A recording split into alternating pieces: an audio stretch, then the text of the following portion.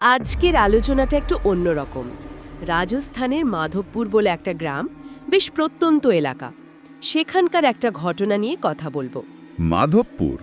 হ্যাঁ, শুনেছি জায়গাটার কথা। ওখানে একটা একটা পুরনো রেল স্টেশন আছে না? চন্দ্রগড়।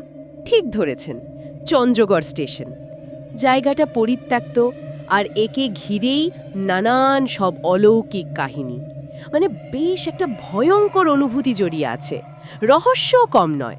হ্যাঁ, দিনের বেলাও হয়তো স্টেশনটা দেখলে তেমন কিছু মনে হবে না, কিন্তু রাতে রাতে নাকি ওটার চেহারা একদম পাল্টে যায়। মানে লোকে বলে একটা ভুতুড়ে জায়গায় পরিণত হয়। হুম, আর এর পেছনে আছে কিছু পুরনো দিনের কথা, চাপা পড়ার রহস্য, ষড়যন্ত্র, আর অবশ্যই কিছু মানুষের মর্মান্তিক পরিণতি। একদম। আমরা এই পুরো ব্যাপারটা বোঝার চেষ্টা করব অর্জুন নামে এক সাংবাদিকের চোখ দিয়ে, মানে তার অভিজ্ঞতার মধ্যে দিয়ে। তারই কৌতূহল তাকে টেনে নিয়ে গেছিল ওই চন্দ্রগড় স্টেশনে। আচ্ছা, অর্জুনের গল্পটা দেখা যাক। হ্যাঁ, চলুন তাহলে শোনা যাক তার সেই যাত্রার কথা, তার সেই অভিজ্ঞতার কথা, ঠিক যেমনটা আমরা জানতে পেরেছি। তো অর্জুন পেশায় সাংবাদিক, বেশ কাজের লোক, কিন্তু ওই তেমন নামডাক হয়নি তখনও। মানে স্ট্রাগলিং যাকে বলে আর কি। হ্যাঁ, অনেকটা তাই। তবে এসব নিয়ে ওর খুব একটা মাথা ব্যথাও ছিল না। ব্যারাকপুরে একটা ছোট ফ্ল্যাটে মাকে নিয়ে থাকতো, বেশ সাদামাটা জীবন। হুম। কিন্তু সম্প্রতি মায়ের শরীরটা ভালো যাচ্ছিল না, মানে চিকিৎসার পেছনে বেশ কিছু টাকা পয়সা বেরিয়ে যাচ্ছিল। তবে একটা আশার আলো ছিল। কি সেটা? ওর বসের কাছ থেকে একটা প্রমোশনের ইঙ্গিত পেয়েছিল, তাই ভাবছিল যদি কিছু একটা বড় কাজ দেখাতে পারে। তাহলে প্রমোশনটা পাকা হয়ে যাবে, বোঝা যাচ্ছে। হ্যাঁ, তো একদিন অফিসে খবরের কাগজ দেখতে দেখতে হঠাৎ চোখ আটকে গেল মাধবপুরের ওই চন্দ্রগড় স্টেশনের খবরে। ভুতুরে কাণ্ড কারখানা নিয়ে লেখা। ওহো, সেখান থেকেই শুরু। ঠিক। ও যখন ব্যাপারটা নিয়ে ভাবছে, তখন ওর এক কলিগ সুনির্মল বাবু এসে ফিসফিস করে বলতে শুরু করলেন। কি বললেন? বললেন, জানেন অর্জুন বাবু, গ্রামটায় বেশ ভয় ছড়িয়েছে। রাতের বেলা নাকি স্টেশন চত্বর থেকে অদ্ভুত সব আওয়াজ আসে। গ্রামের লোকেরাও ভয় পায়? খুব। সুনির্মল বাবু বলছিলেন, মাধবপুর গ্রামটা এমনিতে শান্ত, কিন্তু রাত নামলে ওই স্টেশনটা নাকি ভুতুড়ে হয়ে ওঠে। আচ্ছা। এমনকি অফিস থেকে এর আগে ফটিকলাল সমাজদার বলে একজনকে পাঠানো হয়েছিল খবর করতে। ও, সেই সাংবাদিক? হ্যাঁ, উনি ওখানে এক রাতের বেশি থাকতেই পারেননি। ফিরে এসে তো অসুস্থ হয়ে লম্বা ছুটি। বাবা, তাহলে ব্যাপারটা বেশ সিরিয়াস। অর্জুনের মাথায় তখন অন্য চিন্তা। সামনে প্রমোশন, এই সুযোগটা ছাড়া যাবে না। যদি এই চন্দ্রগড়ের রহস্যটা সে সমাধান করতে পারে, তাহলে বসের চোখে পড়বেই। দারুণ সুযোগ। একদম মনে মনে ঠিক করে ফেলল, মাধবপুর সে যাবেই। বসের সাথে কথা বলল। বস তো ভরসা করতেন ওর ওপর, তাই অনুমতি পেতে দেরি হলো না। কিন্তু ওর মা, উনি রাজি হলেন? না, উনি তো খুব চিন্তা করছিলেন। বলছিলেন, কোথায় যাচ্ছিস বাবা, অচেনা জায়গা, তাও একা, সাবধানে থাকিস। কিন্তু অর্জুন তো নাছোড়বান্দা। মাকে বুঝিয়ে রাজি করালো নিশ্চয়ই। হ্যাঁ, অনেক বুঝিয়ে রাজি করালো। মায়ের দেখাশোনার জন্য রত্নামাসিকে বলে দুদিনের মধ্যেই ব্যাগ গুছিয়ে বেরিয়ে পড়ল। তারপর যাত্রা শুরু হলো। ভোরবেলা বাড়ি থেকে বেরিয়ে সোজা হাওড়া স্টেশন। সেখান থেকে সকাল 10:30টার হাওড়া যোধপুর এক্সপ্রেস। লম্বা জার্নি। হ্যাঁ, পরের দিন দুপুর 12টা নাগাদ ট্রেন পৌঁছল যোধপুর। স্টেশনে নেমে খোঁজখবর নিয়ে জানলো মাধবপুর এখান থেকে প্রায় 20 কিলোমিটার। ট্যাক্সি ধরতে হবে। আচ্ছা। একটা ট্যাক্সি ভাড়া করে যখন মাধবপুরে পৌঁছলো, তখন ঘড়িতে প্রায় দুপুর 2:30। ঠিক দুপুরবেলা। গরম নিশ্চয়ই খুব ছিল। প্রচণ্ড, বৈশাখের দুপুর। গ্রামটা অদ্ভুত রকমের শান্ত, রাস্তাঘাট পুরো ফাঁকা। ব্যাগ কাঁধে নিয়ে হাঁটতে হাঁটতে রাস্তার ধারে একটা ছোট্ট চায়ের দোকান চোখে পড়ল। ভেতরে এক বৃদ্ধ চুপচাপ বসে। অর্জুন ঢুকলো দোকানে। হ্যাঁ, এক গ্লাস জল আর এক কাপ চা চেয়ে দোকানের সামনের একটা নড়বড়ে বেঞ্চে বসল। বৃদ্ধকে নিজের পরিচয় দিল, কেন এসেছে সেটাও বলল। বৃদ্ধ কি বললেন? অবাক হলেন নিশ্চয়ই। খুব অবাক হলেন। বললেন, অভিশাপ, সব অভিশাপ বাবা। এই গ্রামে ভয়ঙ্কর অভিশাপ নেমে এসেছে, সব শেষ হয়ে যাবে। ভয় দেখালেন? হ্যাঁ, বললেন, দিনের বেলাতেই লোকে একা বেরোতে ভয় পায়, আর তুমি এই দুপুরবেলা কিসের টানে চলে এলে? ফিরে যাও বাবা, যেখান থেকে এসেছো এক্ষুনি ফিরে যাও। এখানে থাকলে তোমার ভয়ঙ্কর বিপদ হবে। কিন্তু অর্জুন তো শোনার পাত্র নয়। না, সে বলল সে সাংবাদিক, রহস্যটা না জেনে ফিরবে না। উল্টে বৃদ্ধকে জিজ্ঞেস করল, দোকানে একা থাকেন, ভয় করে না? বৃদ্ধের কি কেউ ছিল না? বৃদ্ধ একটা দীর্ঘশ্বাস ফেলে বললেন, সংসারে কেউ নেই। স্ত্রী মারা গেছেন বছর ৩৫ আগে। কি করে? বললেন, গ্রামের এক প্রভাবশালী লোক বিজয় সিং তার বাড়িতে কাজ করতেন ওনার স্ত্রী। একদিন ভুল করে একটা দামি ফুলদানি ভেঙে ফেলায় বিজয় সিং রেগে গিয়ে একটা ভারী কাঁচের পাত্র ছুঁড়ে মেরেছিল স্ত্রীর মাথায়। তাতেই মৃত্যু। সাংঘাতিক। বিজয় সিংয়ের কিছু হয়নি? না, পয়সা আর ক্ষমতার জোরে সব চাপা পড়ে গেছিল। পুলিশও কিছু করেনি। সেই থেকেই বৃদ্ধ একা। কথাগুলো বলার সময় ওনার গলা ধরে আসছিল। খুব দুঃখজনক। বিজয় সিংহ লোকটা কি এখনো বেঁচে আছে? অর্জুনও এটাই জিজ্ঞেস করেছিল। বৃদ্ধ কেমন একটা তাচ্ছিল্যের হাসি হেসে বললেন, বেঁচে আছে আর নিজের পাপের ফল ভোগ করছে। 2 দিন থাকলে নিজেই সব বুঝতে পারবে। তবে আবার বললেন, এসবের নাক না গলিয়ে ফিরে যাওয়াই ভালো। থাকার জায়গার কি হলো? বৃদ্ধ বললেন, গ্রামে কেউ ঘর ভাড়া দেবে না। তবে চন্দ্রগড় স্টেশনের কাছে একটা পুরনো দোতলা জঙ্গল বাড়ি আছে। মালিক বিদেশে থাকে, খালিই পড়ে আছে। ওই ফটিকলালও কি ওখানেই ছিল? হ্যাঁ, বৃদ্ধ বললেন, আগের সাংবাদিকও নাকি ওখানেই উঠেছিলেন। তবে আবার সাবধান করলেন, যদি প্রাণের মায়া থাকে ওদিকে যেও না। অর্জুনের মনের অবস্থা তখন কি ভয় করছিল? ভয় তো একটু করছিলই, বৃদ্ধের কথা, গ্রামের থমথমে পরিবেশ, কিন্তু ওই সাংবাদিকের কৌতূহল আর ভেতরের সাহসটা ওকে ঠেলে দিল। গেল তাহলে ওই জঙ্গলবাড়ির দিকে? হ্যাঁ, বৃদ্ধের কাছ থেকে রাস্তা জেনে নিয়ে সেদিকেই রওনা দিল। পথে 2-1 গ্রামবাসী দেখল, তারাও কেমন অবাক হয়ে তাকিয়ে রইল ওর দিকে, যেন কোনো নিষিদ্ধ এলাকায় যাচ্ছে। ঠিক তাই। খানিকটা হাঁটার পর দূরে পরিত্যক্ত স্টেশনটা চোখে পড়ল, একটা ধ্বংসস্তূপের মতো দেখতে। আর বাড়িটা? স্টেশনের কাছেই। আশেপাশে কাঁটা ঝোপ, তার মধ্যেই একটু দূরে দোতলা পুরনো বাড়িটা। বাইরে থেকে দেখে মনে হলো অবস্থা এখনো বেশ ভালো। ভেতরে ঢুকলো? হ্যাঁ, সদর দরজা খোলাই ছিল। ভেতরে ঢুকে দেখলো কয়েকটা ঘর। একতলার একটা ঘরে ওই ফটিকলালের ফেলে যাওয়া কিছু জিনিসপত্রও পেল। যেমন? খালি খাবারের প্যাকেট, জলের বোতল, জ্যামের কৌটো, এইসব। ঘরটা একটু পরিষ্কার করে নিজের থাকার মতো গুছিয়ে নিল। চার্জার লাইটটা রাখলো এক কোণে। নেটওয়ার্ক ছিল? না। মোবাইল বের করে দেখলো কোনো নেটওয়ার্ক নেই। মাতে যে খবর দেবে তারও উপায় নেই। তারপর? সন্ধে নামলো। রাতের খাবারের কি হলো? সঙ্গে আনা শুকনো রুটি আর খেজুরের গুড় দিয়ে রাতের খাবার সারল। সারাদিনের জার্নিতে শরীর খুব ক্লান্ত ছিল।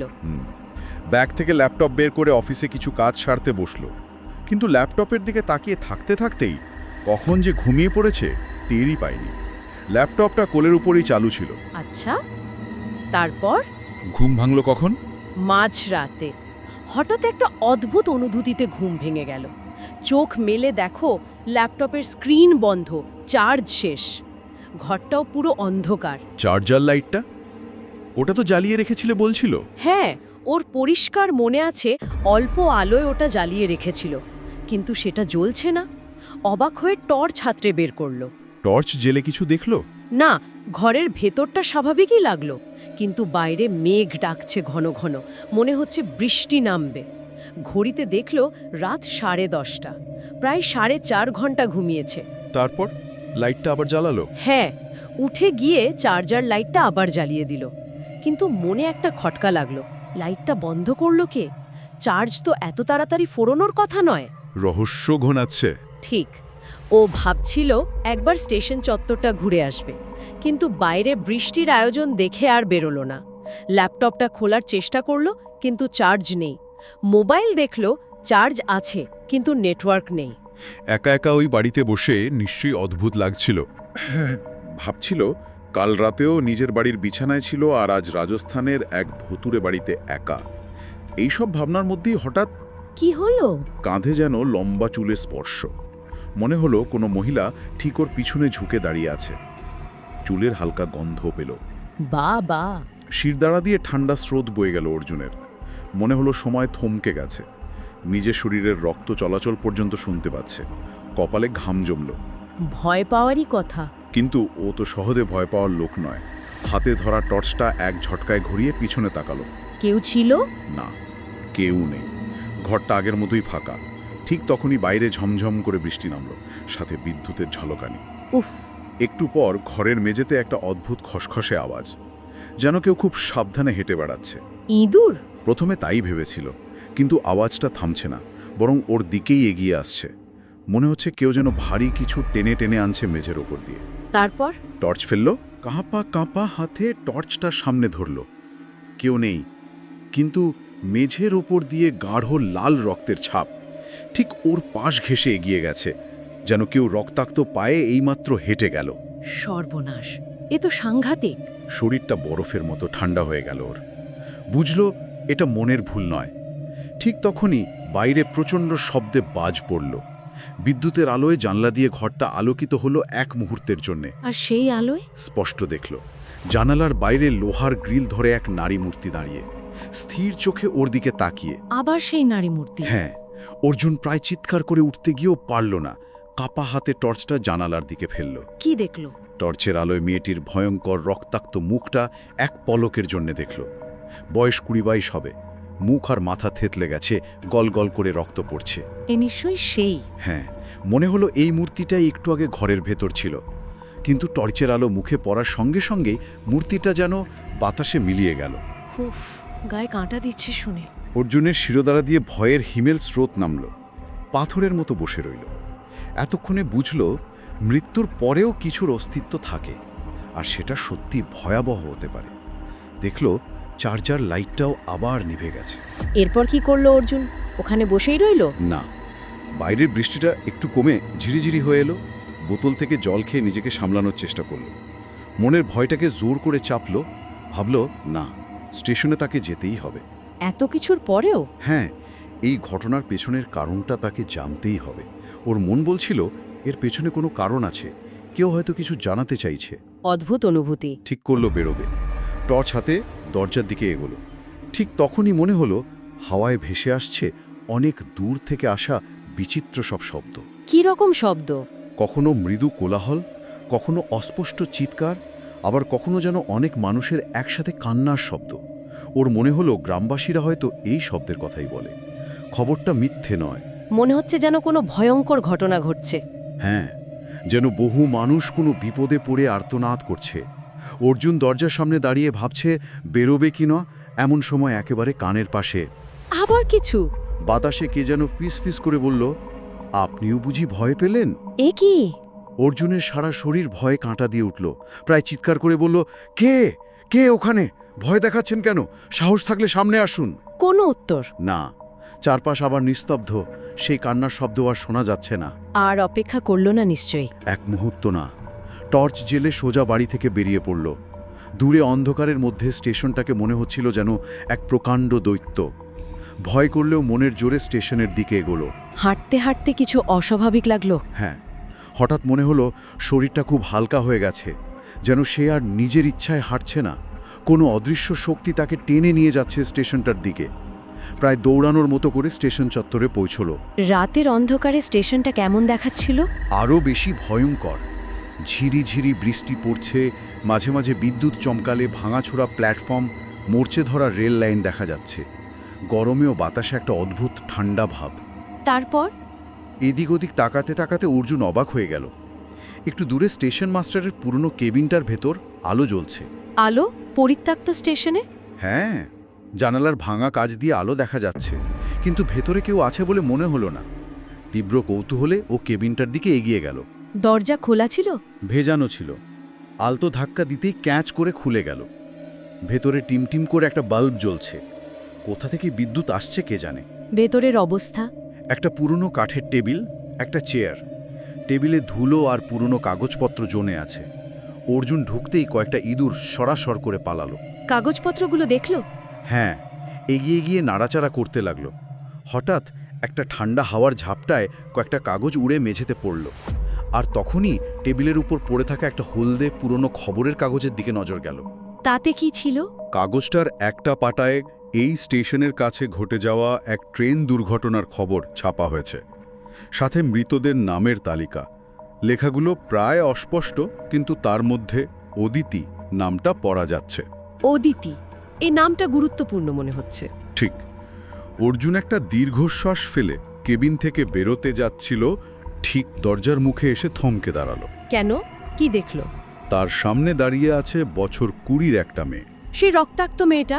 না, এই মেয়েটার চেহারার সাথে আগের সেই রক্তাক্ত মেয়েটার মুখের কোথাও যেন মিল আছে, কিন্তু এর চেহারা স্বাভাবিক, কোনো আঘাতের চিহ্ন নেই, শুধু চোখ দুটো কেমন অস্বাভাবিক শুকনো, নিষ্প্রাণ, আর চামড়ার রং ফ্যাকাশে। অর্জুন কি করলো? চমকে গেলেও নিজেকে সামলে নিল।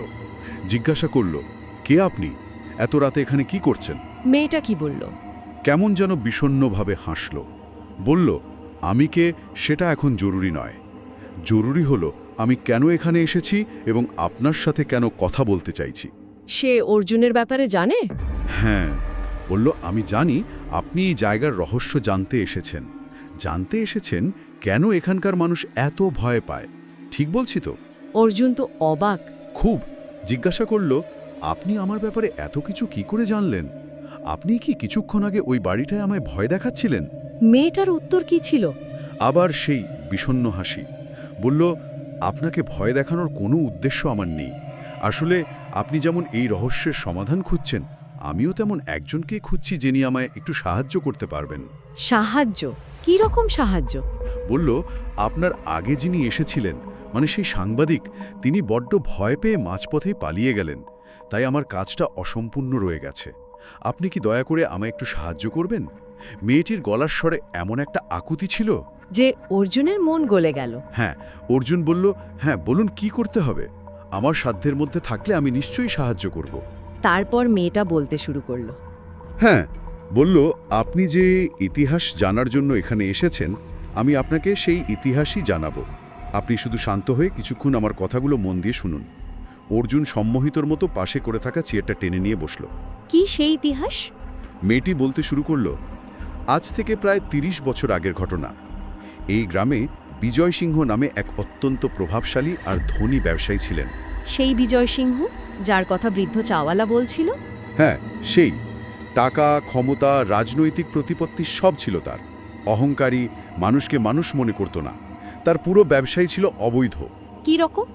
মাদক পাচার, চোরাই অস্ত্রের কারবার, গরিবের জমি দখল করা। তার অত্যাচারে বহু নিরীহ মানুষের জীবন শেষ হয়ে গিয়েছিল। এই বিজয় সিংহের ছোটবেলার বন্ধু ছিল হরনাথ চট্টোপাধ্যায়। হরনাথ পরে চাকরির সূত্রে মুম্বাই চলে যান। অনেক বছর পর গ্রামে জমির কাজে হরনাথ সপরিবারে ফিরে আসেন। পুরনো বন্ধুর সাথে আবার যোগাযোগ হয়। হরনাথ কি জানতেন বিজয় সিংহের এই দিকটা? না, জানতেন না। বিজয় সিংহ হরনাথকে অনুরোধ করেন তার মেয়ে যেন কিছুদিন গ্রামে থেকে তার ব্যবসার হিসেবপত্রটা একটু গুছিয়ে দেয়। হরনাথের মেয়ে? হ্যাঁ, তার নাম অদিতি। কলেজে পড়ত অ্যাকাউন্টেন্সি নিয়ে। পড়াশোনায় খুব ভালো ছিল। বাবার অনুরোধে সে রাজি হয়ে যায়। তারপর? অদিতি কি কিছু জানতে পারল? কয়েকদিন কাজ করেই ধরে ফেলল যে বিজয় সিংহের ব্যবসার পুরোটাই অবৈধ আর ভয়ঙ্কর অপরাধমূলক। সে মনে মনে ঠিক করল প্রমাণ জোগাড় করে পুলিশকে জানাবে। হরনাথ তখন কোথায়? তিনি ততদিনে মুম্বাই ফিরে গেছেন। অদিতি গ্রামেই ছিল। একদিন রাতে এই বিষয় নিয়ে বিজয় সিংহের সাথে অদিতির মারাত্মক ঝগড়া হলো। বিজয় সিংহ কি করলো? রেগে গিয়ে অদিতিকে সেই রাতেই বাড়ি থেকে বের করে দিল। অপমান আর ক্ষোভে অদিতি ঠিক করল সেই রাতেই শেষ লোকাল ট্রেন ধরে সোজা মুম্বাই চলে যাবে। কিন্তু তার আর বাড়ি ফেরা হয়নি। স্টেশন থেকে প্রায় ৫ কিলোমিটার দূরে ট্রেনটা এক ভয়াবহ দুর্ঘটনার কবলে পড়ল। লাইনচ্যুত হয়ে উল্টে গেল। অদিতিও কি ওই ট্রেনে ছিল? হ্যাঁ, ট্রেনের বহু যাত্রী মারা যায় সেই রাতে। তাদের মধ্যে অদিতিও ছিল। হরনাথ পরে শুধু জানতে পেরেছিলেন বিজয় সিংহের সাথে ঝগড়া করে বেরিয়ে তার মেয়ে ট্রেন দুর্ঘটনায় মারা গেছে। পেছনের ষড়যন্ত্রটা তিনি জানতে পারেননি। ষড়যন্ত্র? তার মানে দুর্ঘটনাটা ইচ্ছে করে ঘটানো হয়েছিল? ঠিক তাই। বিজয় সিংহ নিজের অবৈধ ব্যবসার মাল পাচারের সুবিধার জন্য আর সরকারি তদন্ত এড়াতে ইচ্ছে করেই ওই দুর্ঘটনাটা ঘটিয়েছিল। কিভাবে? সে জানত ওই লাইনে পণ্যবাহী ট্রেনে পুলিশের নজরদারি থাকে। তাই সে বুদ্ধি করে শেষ লোকাল প্যাসেঞ্জার ট্রেনে নিজের কিছু বেআইনি মাল চাপিয়ে দেয়। তারপর ট্রেন ছাড়ার আগে লোক লাগিয়ে স্টেশন থেকে ৫ কিলোমিটার দূরের রেল লাইন ভেঙে রেখে আসে। মানে জেনে শুনে এতগুলো লোককে মৃত্যুর মুখে ঠেলে দিল? হ্যাঁ, ভোর ৩টের সময় সেই ট্রেনটা নির্দিষ্ট জায়গায় এসে লাইনচ্যুত হয় এবং ভয়াবহ দুর্ঘটনায় শত শত নিরীহ যাত্রী প্রাণ হারায়। অবিশ্বাস্য। অর্জুন নিশ্চয়ই শুনে হতবাক হয়ে গেছিল। একদম। সে জিজ্ঞাসা করল, কিন্তু আপনি এত সব কথা জানলেন কি করে? মেয়েটা কি বলল? কথাটা শোনা মাত্রই মেয়েটি হঠাৎ পাগলের মতো অট্টহাসিতে ফেটে পড়ল। হাসি থামিয়ে বলল, আমার নাম অদিতি, আমি সেই হরনাথ চ্যাটার্জির মেয়ে। তবে আজ আমি আর মানুষ নই, শুধুমাত্র একটি অবয়ব। কি? তার মানে ওই মেয়েটাই অদিতি? হ্যাঁ, অর্জুনের পায়ের তলার মাটি সরে যাওয়ার মতো অবস্থা। সে কাঁপা গলায় কোনো ক্রমে বলল, তাহলে তাহলে আপনি আমার সামনে এভাবে?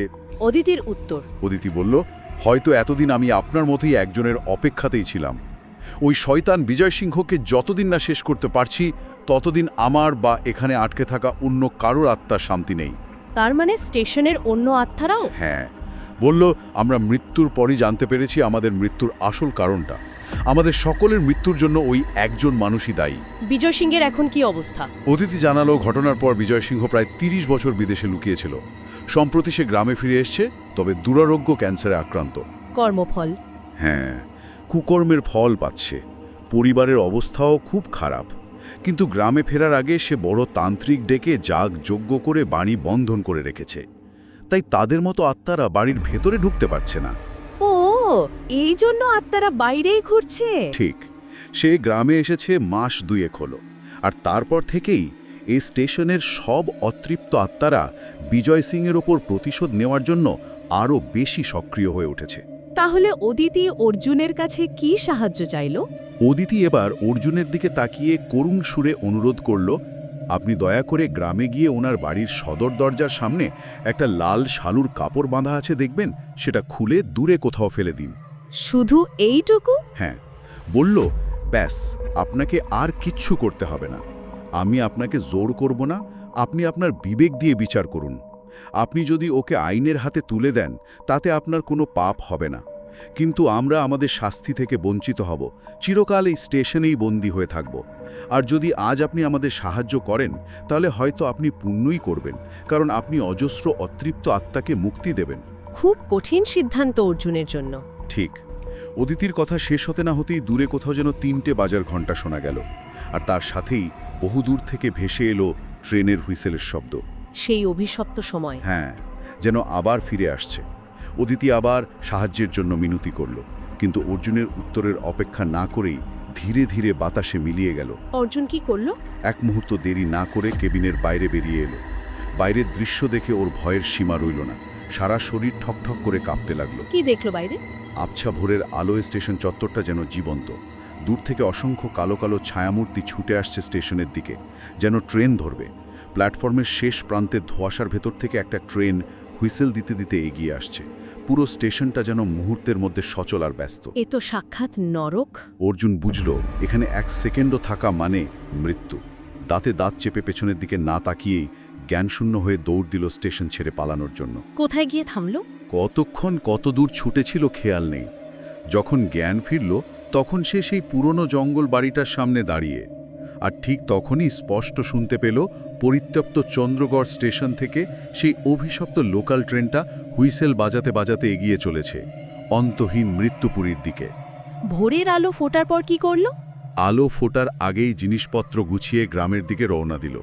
পথে সেই চা দোকানের বৃদ্ধের সাথে আবার দেখা। বৃদ্ধ অবাক হলেন নিশ্চয়ই। খুব। তাকে সুস্থ অবস্থায় দেখে অবাক হলেন। অর্জুন তার কাছ থেকে বিজয় সিংহের বাড়ির ঠিকানা জেনে নিয়ে সেদিকে ছুটল। সেই লাল কাপড়টা খোলার জন্য? হ্যাঁ, একটা বড় বাংলো বাড়ির সামনে পৌঁছে দেখল লোহার গেটের একপাশে সত্যিই একটা লাল শালুর কাপড়ে কি যেন বাঁধা। আশেপাশে কেউ নেই দেখে নিঃশব্দে এগিয়ে গিয়ে কাপড়টা খুলে নিজে পকেটে ভরল। কাজ শেষ। তারপর দ্রুত পায়ে ফিরে এসে নিজের জিনিসপত্র গুছিয়ে গ্রাম ছাড়ার জন্য তৈরি হলো। রাস্তায় বেরিয়ে গ্রামের ভেতর থেকে একটা হইচই আর কান্নার আওয়াজ পেল। কিসের হইচই? কৌতূহলবশত এগিয়ে গিয়ে দেখল বিজয় সিংহের বাড়ির সামনে প্রচণ্ড ভিড়। লোকেরা বলাবলি করছে। কি বলাবলি করছে? বিজয় সিংহের একমাত্র ছেলে নাকি তার মাকে কুঁয়োয় ফেলে খুন করে নিজে ঘরের ভেতরে গলায় দড়ি দিয়েছে। সর্বনাশ! আর বিজয় সিংহ? বিজয় সিংহকেও কেউ বা কারা যেন খুন করে গেছে। তার বিকৃত মৃতদেহ বিছানার উপর পাওয়া গেছে, মাথাটা বালিশের মধ্যে অস্বাভাবিকভাবে গোঁজা। কারা করল? আত্মারা? কেউ জানে না। কারা এই ভয়ঙ্কর কাজ করেছে কেউ বলতে পারল না। তারপর পুলিশ এলো? হ্যাঁ, কিছুক্ষণের মধ্যেই পুলিশ এলো। অর্জুন বহিরাগত হওয়ায় তাকেও জেরার মুখে পড়তে হলো, কারণ ওর আসার পরেই এই ঘটনাগুলো ঘটেছে। অর্জুনের কোনো সমস্যা হলো? না, স্থানীয় পুলিশ বিজয় সিংহের অতীত কুকীর্তি আর গ্রামের লোকের মনোভাব জানত, তাই তারা ব্যাপারটা নিয়ে বেশি ঘাটালো না। দুদিন পর অর্জুন ছাড়া পেয়ে সোজা ব্যারাকপুরে ফিরল। মাধবপুর গ্রাম তাহলে মুক্ত হলো? হ্যাঁ, মাধবপুর গ্রাম আজ মুক্ত। চন্দ্রগড়ের সেই পরিত্যক্ত স্টেশনে এখন আর রাতের বেলা কোনো ভৌতিক আনাগোনা বা কান্নার শব্দ শোনা যায় না। হয়তো একদিন স্টেশনটা আবার স্বাভাবিক হয়ে উঠবে। হয়তো, কিন্তু মাধবপুরের সেই অভিশপ্ত রাতের আসল সত্যিটা জানে মাত্র দুজন। কে কে? একজন হলো অর্জুন নিজে, আর দ্বিতীয়জন হলেন সেই বৃদ্ধ চা দোকানদার বিজয় সিংহের অত্যাচারে যার নিজের জীবনটাও তছনছ হয়ে গিয়েছিল। এই গল্পটা শোনার পর মনে একটা প্রশ্ন আসছে। কি প্রশ্ন? প্রতিশোধ কি সত্যি কোনো সমস্যার সমাধান করতে পারে, নাকি এটা শুধু এক অন্তহীন হিংসা আর যন্ত্রণার চক্র তৈরি করে? এটা সত্যিই ভাবার মতো প্রশ্ন। হয়তো এর কোনো সহজ উত্তর নেই। এই চিন্তাটা না হয় শ্রোতাদের জন্যই তোলা রইল। ঠিক, আজকের মতো এখানেই শেষ করা যাক।